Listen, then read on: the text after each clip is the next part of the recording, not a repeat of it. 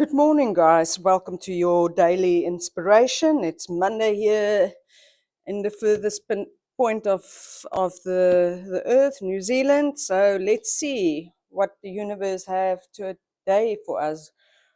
Vortex of change. Engage with the vortex of change, where energies swirl in transformative dances, molding anew. Vortex of change. Engage with the vortex of change, where energies swirl in the transformative dances, molding anew. Okay, I wonder who's going through a bit of change. Adopt to transformation. Embrace change with open arms, for it is the catalyst for your evolution and growth.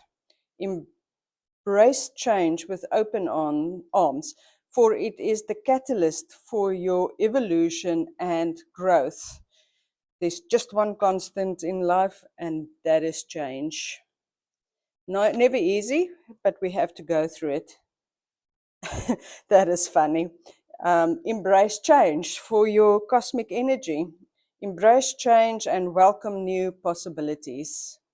Embrace change and welcome new possibilities. So, guys, I don't know, but I think we're in for a bit of shifts this today up until tomorrow. So, be strong. Know it's for your higher good. Okay, see you tomorrow. Bye bye.